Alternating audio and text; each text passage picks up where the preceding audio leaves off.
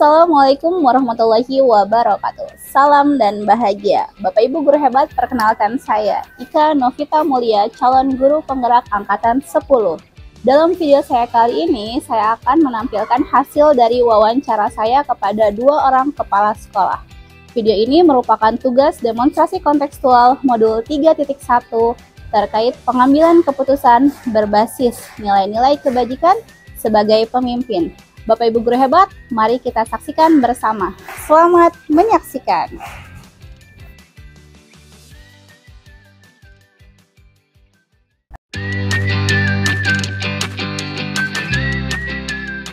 Assalamualaikum warahmatullahi wabarakatuh. Bapak, mohon izin kami dari calon guru penggerak angkatan 10 ingin melakukan wawancara terkait bagaimana kepala sekolah mengambil keputusan yang ada di sekolah arti itu. Ya, silakan. Waalaikumsalam warahmatullahi wabarakatuh.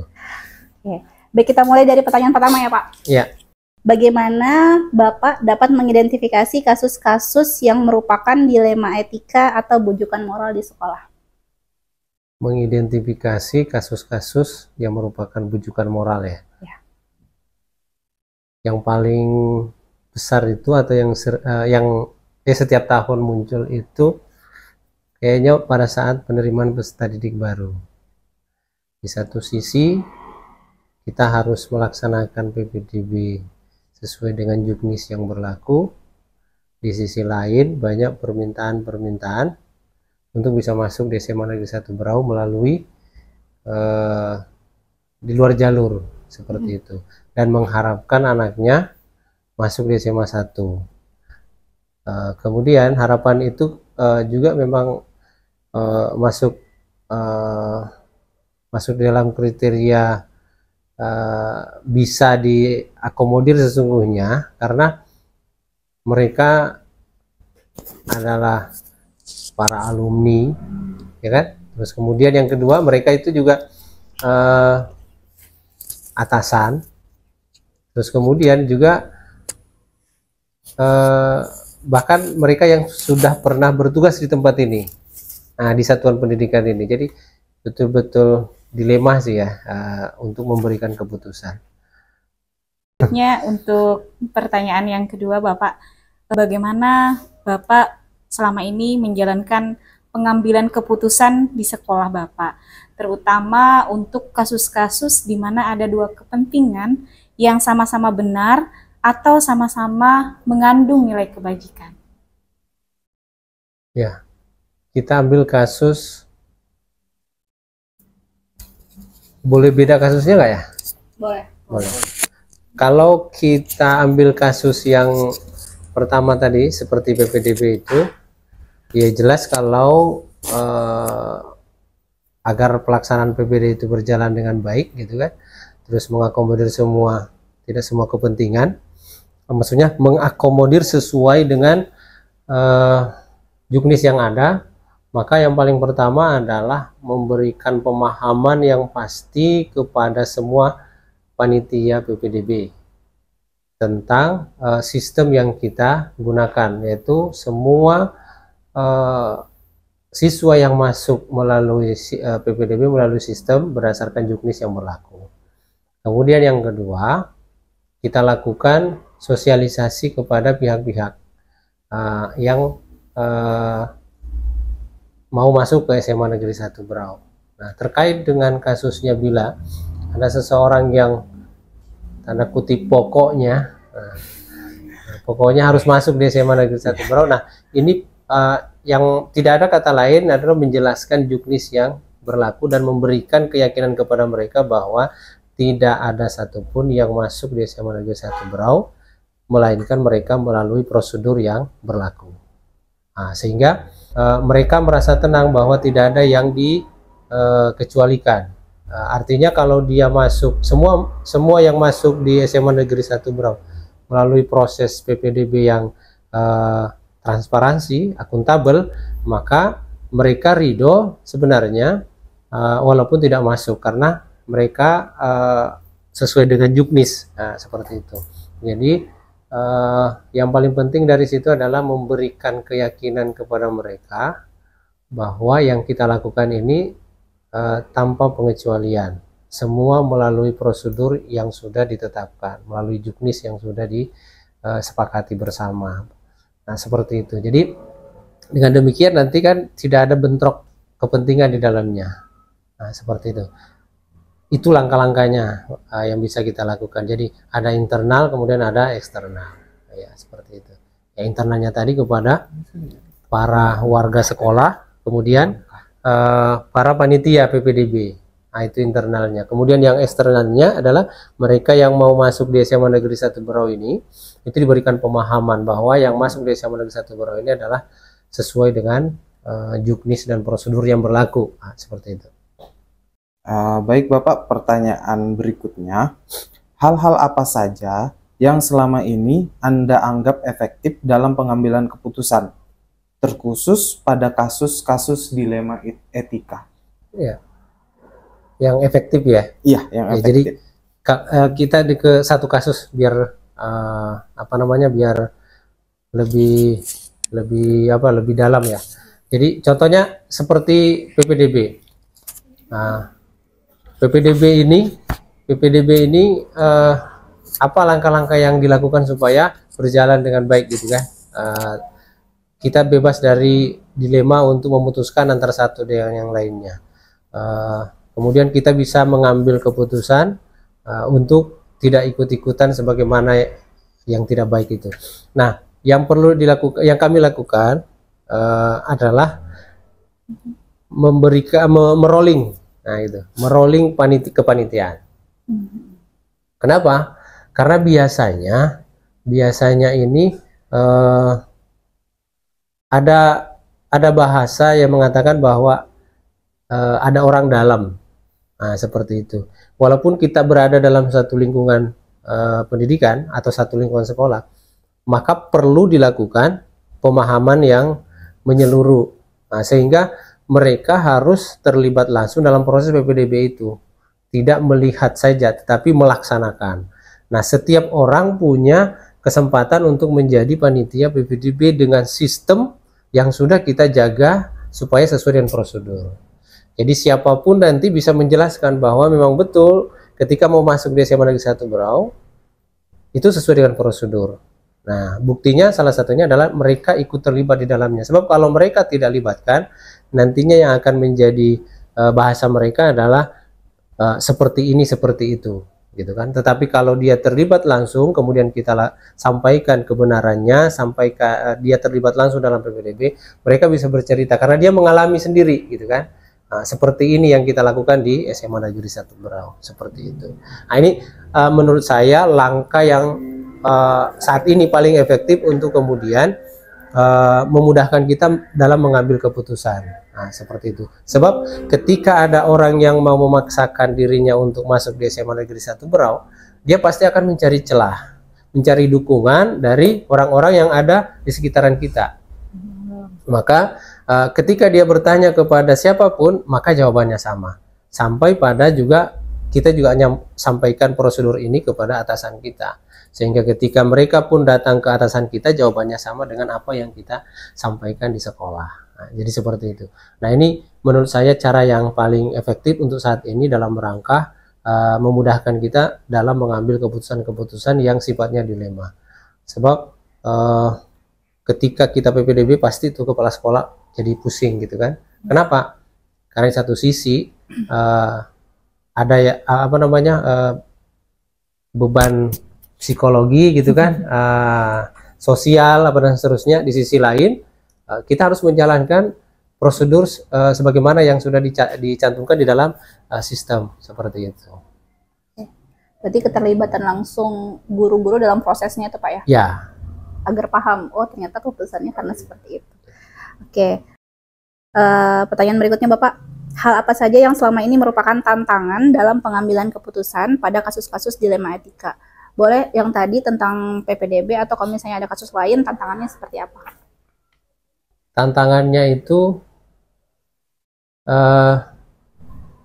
yang sering terjadi itu ya, kalau kasus PPDB mungkin kalau kita sudah sepakat semua, insya Allah tidak terlalu banyak ya ininya. Saya ke PPDB dulu. Tantangannya itu adalah mereka yang tidak puas dengan apa yang kita sampaikan, ya kan? Pasti mereka ada kekecewaan, ya kan? Ada kekecewaan.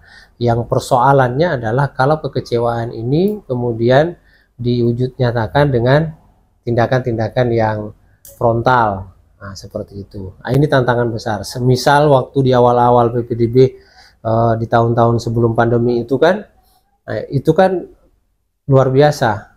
Mereka mau membakar sekolah, mereka mau membunuh panitia, gitu kan, sampai kami harus menelpon polisi untuk menjaga kami dalam proses PPDB. Kenapa? Karena mereka pengen sekali untuk memasukkan anaknya di SMA Negeri 1 Berau, dan kemudian di dalam benaknya itu masih ada pemikiran bahwa itu bisa diatur. Nah, seperti itu. Sementara kita tidak ada hal yang seperti itu.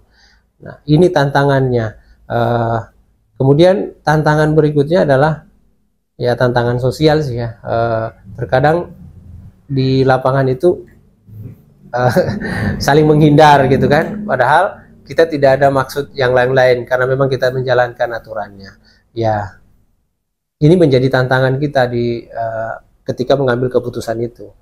Nah, terus kemudian kalau misalnya kasus yang lain, kalau yang memerintahkan itu atasan kita, yang punya kuasa terhadap penilaian, kemudian apalagi masalah kedepannya karir, ya kan? Terus kemudian mutasi gitu kan, ya memang itu dilema. Kalau di saya sih alhamdulillah, karena menganggap bahwa pekerjaan itu di mana saja selagi kita bisa mengabdi bisa dijadikan tempat untuk mengabdi. Nah, kalau misalnya kita mengharapkan untuk tidak berada mau terus di tempat ini, maka itu akan menjadi dilema.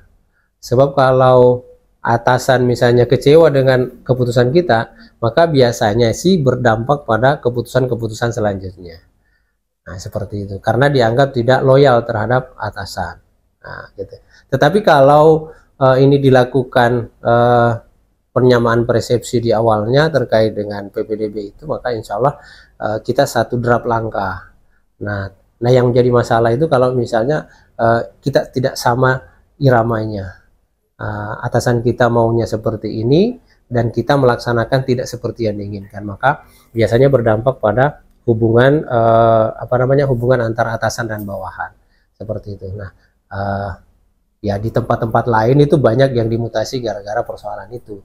Nah, tapi kalau kita ya memang harus meluruskan niatnya, bekerja untuk apa gitu kan. Nah, seperti itu aja sih sebenarnya yang menjadi tantangan berat kita, karena namanya orang yang pernah menjadi atasan tiba-tiba menjadi bawahan gitu kan, misalnya walaupun misalnya kepala sekolah ini sebagai tugas tambahan oleh seorang guru, tapi biasanya kalau kepala sekolah terus tiba-tiba ditugaskan kembali menjadi guru itu kan masih banyak anggapan bahwa itu turun derajat gitu kan. Turun tahta gitu kan. Nah, seperti itu. Nah, jadi ini kan kembali ke personalnya masing-masing, personalnya lagi. Kalau itu menganggap sebagai sebagai tahta misalnya menjadi kepala itu, maka dia ketika kembali bertugas sebagai guru itu menjadi turun tahta gitu kan. Nah, tapi kalau misalnya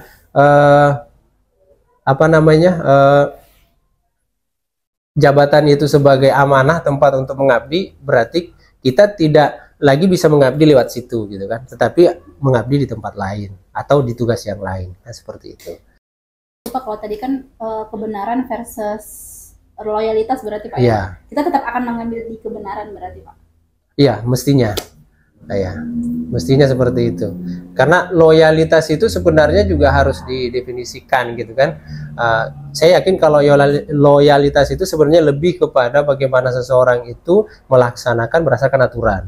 Nah, seperti itu. Tetapi ada orang yang kemudian berpikiran bahwa loyalitas itu lebih kepada bagaimana dia bisa memenuhi keinginan daripada atasan. Nah, seperti itu. Terkait dengan kasus dilema etika ini, Pak, apakah Bapak selaku pimpinan dalam menyelesaikannya itu apakah langsung diselesaikan di tempat ataukah dijadwalkan dulu, Pak, untuk menyelesaikan masalah tersebut, dan kemudian prosedurnya seperti apa kira-kira, Pak? Ya.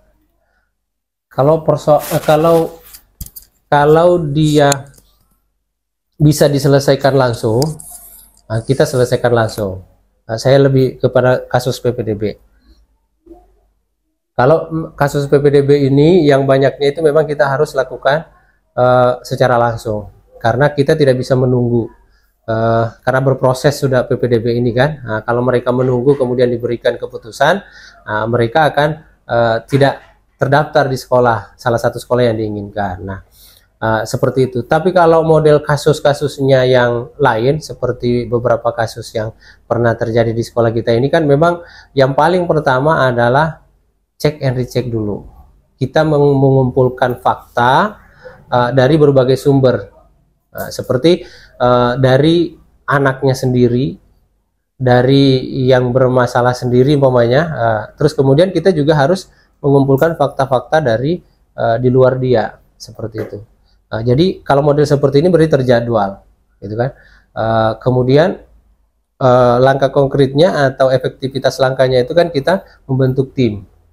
Kalau model seperti ini kita membentuk tim, sehingga timnya harus dibentuk untuk meneliti kasus itu. Nah, tujuan tim ini apa? Pertama, mencari fakta kebenaran kasus itu seperti apa. Nah, setelah itu baru kemudian dimusyawarakan langkah yang terbaiknya, sebab semua punya dampak, gitu kan? Semua punya dampak. Nah, kemudian dari situ baru kemudian kita memutuskan dari pertimbangan berbagai macam pihak, karena ini menyangkut kepentingan lembaga, maka sebisa mungkin dampaknya itu tidak terlalu besar terhadap lembaga ini dan kepada teman-teman yang menjadi tim dan lingkungan sekolah kita, seperti itu. Jadi dibentuk tim, terus kemudian pastilah kalau dibentuk tim pasti ada penjadwalan kapan ketemunya untuk membahas ini dan seterusnya, sampai kepada kapan kita harus memanggil yang bersangkutan untuk menyampaikan keputusan kita, seperti itu. Dan terkadang setelah tiga dimensi ini ketemu, kita sebagai di pihak sekolah, kemudian pihak yang bermasalah dalam tanda kutip ya, kemudian yang ketiga yang harus disampaikan hasilnya itu, walaupun sudah ketemu, terkadang itu juga belum mencapai kata sepakat. Terkadang kita juga harus take down kembali, kita mundur lagi ke belakang kan, untuk kemudian menyampaikan strategi ke depannya seperti apa. Nah, seperti itu. Jadi mungkin tidak ada langkah-langkah yang baku, gitu kan, tetapi yang ada itu adalah bagaimana langkah apa yang harus kita lakukan untuk menghadapi masalah, seperti itu. Karena ada juga masalah yang kemudian bisa selesai dengan tidak memerlukan langkah yang banyak, gitu kan, tidak melibatkan banyak orang. Terus dan juga seringkali juga ada satu masalah yang menurut kita sepele tetapi kita harus melibatkan banyak orang. Nah, jadi mungkin itu kalau saya sampaikan begini, tidak ada langkah yang baku, gitu kan, tetapi yang ada itu adalah kita harus melakukan pengambilan keputusan bukan atas dasar emosi sesaat, gitu kan, tetapi perlu pertimbangan yang matang. Adakah seseorang atau faktor-faktor apa yang selama ini mempermudah atau membantu dalam pengambilan keputusan? Seseorang ya? Iya, atau faktor lain. Kalau saya bahasakan bukan seseorang tetapi tim yang membantu. Tim. Ya, jadi ada tim yang membantu kita untuk mempermudah proses pengambilan keputusan itu. Ada tempat untuk kemudian berdialog dan mendengarkan pandangan-pandangan mereka, gitu kan. Menurut mereka seperti apa? Tentunya dalam koridor, gitu kan. Karena kalau saya menyampaikan seperti ini, sebuah masalah itu kalau dipikirkan oleh banyak orang itu memang terkadang lama penyelesaiannya, tetapi kita mendapatkan informasi yang paling tidak lebih lengkap dibanding kalau kita memikirkan sendiri. Nah, kemudian yang kedua yang kita dapatkan adalah ketika di tim itu kita libatkan di dalam mengambil keputusan, mereka akan muncul rasa memiliki, karena mereka merasa tersanjung dengan dilibatkan di dalam mengambil keputusan, bahwa apa yang kita putuskan, apa yang kita laksanakan itu juga atas buah pikiran mereka, ada sumbangsi pemikiran. Jadi keterlibatan mereka itu juga memberikan hal yang baik terhadap situasi kerja. Nah, jadi adakah seseorang yang membantu dalam hal pengambilan keputusan ini? Sebenarnya bukan seseorang, tetapi tim yang ada di lingkungan kita. Masuk ke pertanyaan terakhir ya Pak. Dari semua hal yang telah disampaikan, pembelajaran apa yang Bapak bisa petik dari pengalaman Bapak dalam mengambil keputusan dilema etika? Ya. Conclusion-nya. Pengalaman ya. Ya. Ya, yang ini saya garis bawahi di sini gini, berdiri di atas kebenaran, ya kan? Bukan berarti idealis, gitu ya. Apa namanya? Berdiri di atas aturan yang berlaku. Intinya adalah jangan sampai ada yang dikecewakan. Nah, kalau dia kecewa karena kita melakukan berdasarkan aturan, itu tidak masalah. Artinya memang untuk aturan dibuat itu tidak bisa memuaskan semua orang, selagi itu produk manusia, gitu kan? Bukan berarti karena produk manusia harus bisa dirubah, tidak, karena itu menjadi kesepakatan bersama, gitu kan? Jadi selagi kita berada pada koridor yang benar, gitu kan? Bukan atas asumsi pribadi ya, tetapi asumsi yang sudah disepakati bersama, maka insya Allah itu akan lebih mudah. Nah, gitu. Sebab contoh misalnya di PPDB, ketika kepala sekolah memiliki persepsi sendiri, berbeda dengan para panitia, maka nanti akan ada yang dibolehkan oleh kepala sekolah dan tidak dibolehkan oleh panitia yang lain, gitu kan? Kalau kita berdiri pada persepsi masing-masing, gitu kan. Idealismenya ada pada bagaimana mengikuti aturan PPDB, gitu kan. Jadi kuncinya seperti itu. Kalau kita berada pada koridor yang benar berdasarkan asumsi aturan, maka insya Allah itu tidak masalah, gitu. Sebab kalau misalnya kepala sekolah melegalkan atau apa namanya tidak sesuai dengan aturan, maka nanti bila ada hal yang muncul, maka susah untuk kemudian berdiri tegak di atas kebenaran itu, karena kita sudah melakukan sebuah kecurangan. Nah, kecurangannya apa? Melanggar aturan, gitu kan. Nah, nanti akan bahasanya kenapa yang itu bisa, sementara kami tidak bisa. Nah, apa perbedaan dia dengan kami? Nah, seperti itu akan banyak pertanyaannya. Jadi kalau sekali tidak, siapapun asal sesuai dengan prosedur, maka tidak sama. Nah, dari situ kita bisa belajar banyak, gitu kan. Selagi kita sama satu persepsi, satu jalan, satu visi, maka insya Allah bisa berjalan dengan baik, mulus, gitu kan. Nah, seperti itu. Jadi itu yang saya rasakan dari perjalanan PPDB sejak saya mengalami dari tahun 2016 di SMA Negeri 1 Berau sampai dengan tahun ini, kan itu grafik kebaikannya itu kan berjalan, bukan turun tetapi naik, atau grafiknya linear, gitu kan. Semakin lama semakin tinggi tingkat kepercayaannya, tingkat kepuasannya. Ya memang di masyarakat ada yang tidak puas, ada yang tidak ada yang puas, kemudian ada yang tidak puas, kemudian ada yang kecewa dan seterusnya. Nah, tetapi yang penting kita laksanakan itu berdasarkan keyakinan bersama tentang keputusan itu. Artinya bukan atas dasar keyakinan kebenaran pribadi, nah gitu ya, tetapi keyakinan kebenaran berdasarkan aturan yang berlaku, gitu. Nah, keyakinan atas keputusan berlaku ini harus didasari dengan keyakinan keyakinan pribadi yang kuat. Nah, seperti itu. Bahwa dalam hidup ini kita juga memang harus menata diri kan, termasuk dalam dunia kerja, seperti itu. Sebab kembali ke visi kita ini kan bisa dicontoh oleh siapa saja. Nah, kalau contohnya, kalau kita tampilkan perilaku kita yang tidak baik, maka itu juga dicontoh oleh orang lain. Nah, sementara kalau pimpinan itu melakukan kegiatan, menampilkan perilaku, maka itu biasanya dicontoh seperti itu. Nah, kalau mereka itu mengikuti buta, maksudnya kan, apapun yang dilakukan oleh atasan itu menurut dia sudah yang baik, maka kalau atasan melakukan yang tidak baik, maka dia akan dicontoh itu. Nah, seperti itu. Maka di sini pentingnya memberikan pelajaran juga dengan model seperti ini sebenarnya juga memberikan pelajaran tentang konsistensitas kita gitu. Karena pemimpinan itu akan digugu dan ditiru sama kayak guru.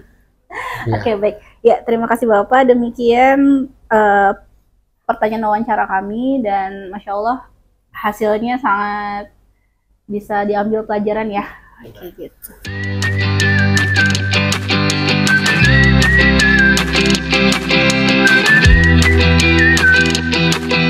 Bismillahirrahmanirrahim. Assalamualaikum warahmatullahi wabarakatuh, Ustazah.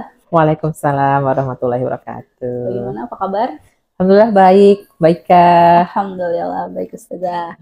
Ya, hari ini saya minta bantuan Ustazah untuk wawancara kepada kepala sekolah terkait bagaimana pengambilan keputusan berbasis nilai-nilai kebajikan sebagai pemimpin di sekolah. Oke, insya Allah. Oke, baik. Kita mulai ke pertanyaan pertama. Bagaimana Ustazah dapat mengidentifikasi kasus-kasus yang merupakan dilema etika atau bujukan moral di sekolah? Oke, jadi kalau untuk mengidentifikasi kasus apakah itu tergolong dilema etika atau bujukan moral, biasanya kita melihat kaitan kasus tersebut ya, Bu Ika. Kalau dia berkaitan dengan hal-hal yang itu ada ranah hukum dan lain sebagainya, jelas sanksinya, maka dia akan masuk ke bujukan moral. Tapi ketika kita melihat adanya dilematis, di satu sisi ini benar, di sisi yang lain juga itu benar, mana yang harus kita ambil, disitulah saya memandang ini adalah bagian dari kasus dilema etika. Seperti itu. Baik, berarti identifikasinya dengan melihat dasar kasusnya seperti apa. Betul. Gitu ya. Oke, baik. Kemudian selama ini bagaimana Ustazah menjalankan pengambilan keputusan di sekolah, terutama untuk kasus-kasus yang ada dua kepentingan di dalamnya.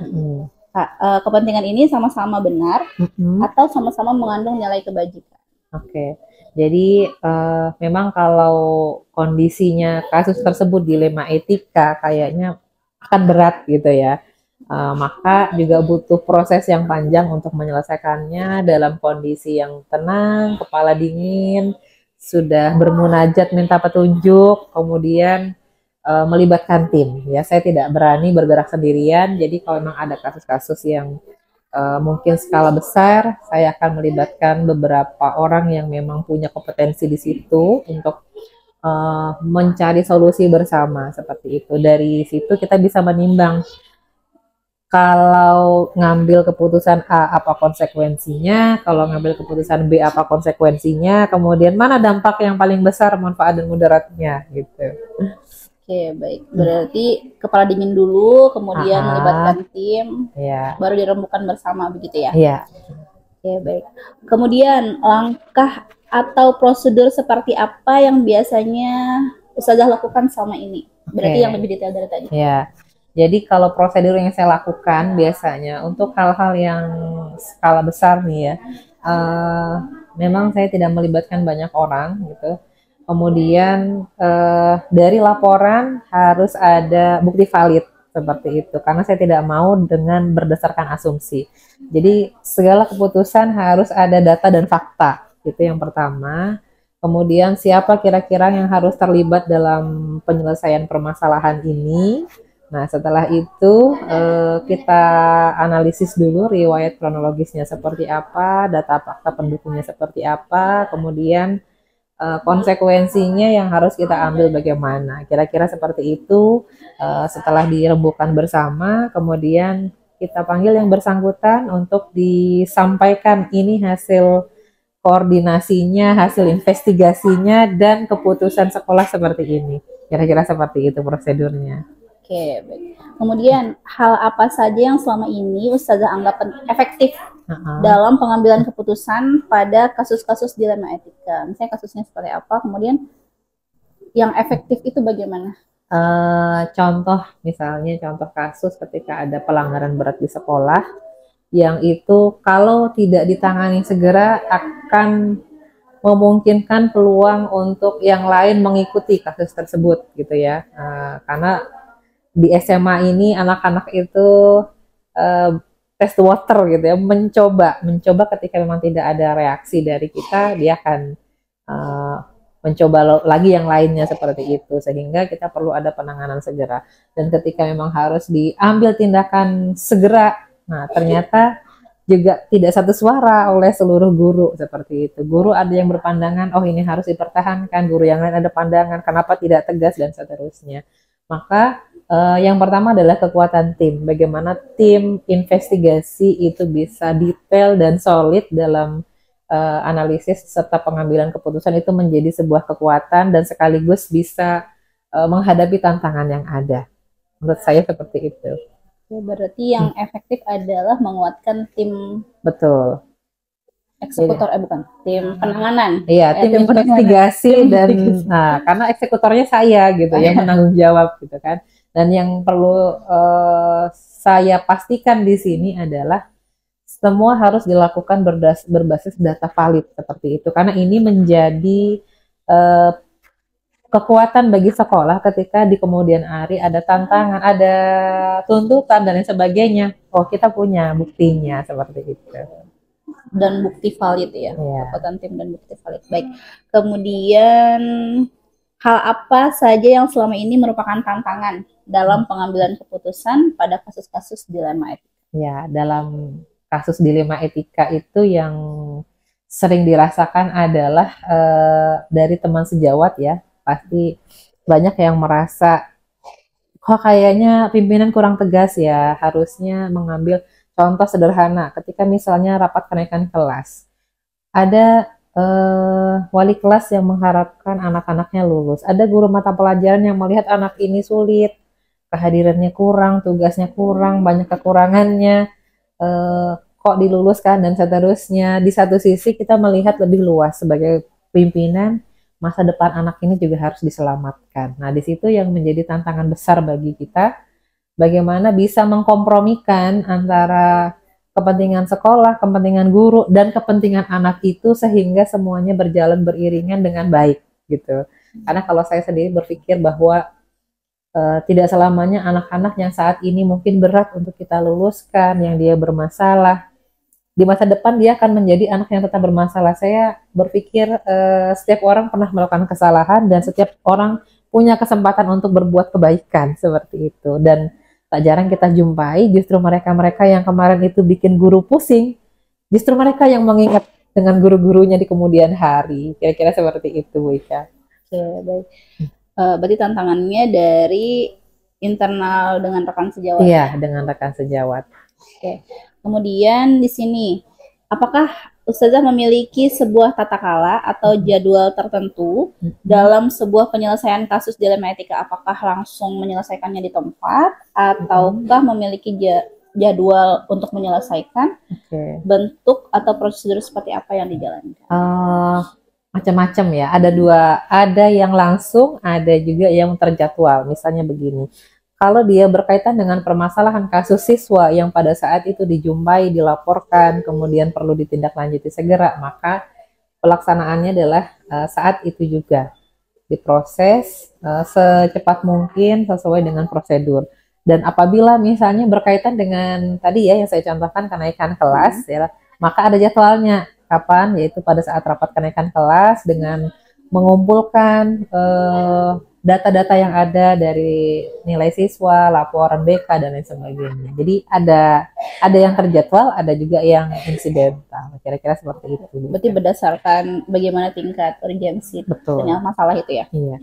Oke, kemudian adakah seseorang atau faktor-faktor apa yang selama ini mempermudah atau membantu dalam pengambilan keputusan kasus dilema etika ini? Ya, kalau faktor-faktor atau seseorang yang mempermudah saya, saya kembali kepada tim, karena memang saya suka kerja dalam tim, meskipun ini tidak banyak orangnya, namun sudah terbiasa.